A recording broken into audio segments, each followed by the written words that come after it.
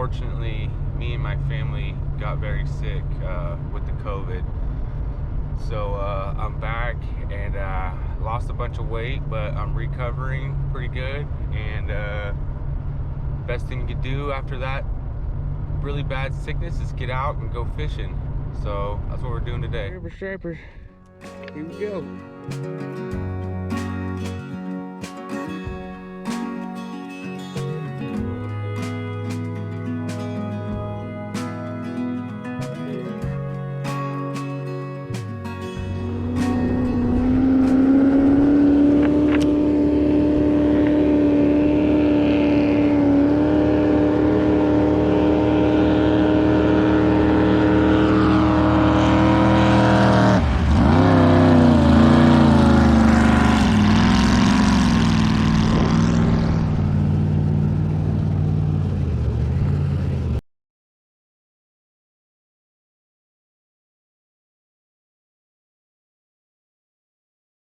So you got to think like a striper.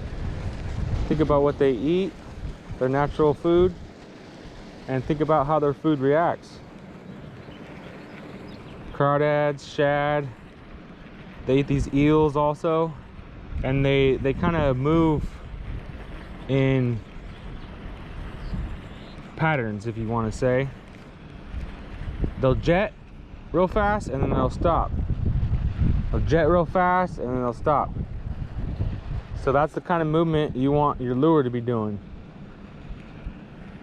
Make it look natural. Make it look like something they can't resist, like their natural food. And take your time when you're reeling it in. Don't just hog it in. Especially right now, those fish are running real deep. Those striper and the delta are real deep, so you want to get that line way out there, and you want to let that puppy sink. And then point your tip down and just start reeling real slow and watch your line. Anytime you get a little slack in your line, that means you're hitting the bottom. And if you hit the bottom and it starts to get tight, that means you're hitting some bass grass or you're hitting something on the bottom. So just give it a little tug and break it free. And just watch your line coast. Coast down the river. Reel it real slow right in front of you. Any little snags, just give it a little bump. Keep reeling. As you get it closer, you want to start pulling your tip up a little bit. Keep it off that ground as it gets shallow.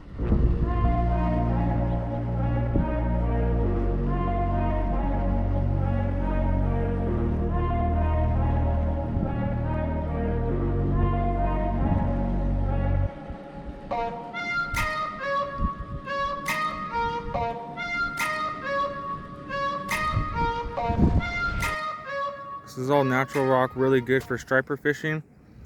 Anytime you're throwing lures or anything, you definitely want to be around some rock like this. And then across the way here, if you guys can see it, we got, oh, fish just jumped right in front of us. Hopefully I got that on camera. But way across the way there's that jaggedy rock. Striper are probably best from, I'd say, Verona to the Delta. The Delta's going to be real hot right now because the striper headed back to the ocean.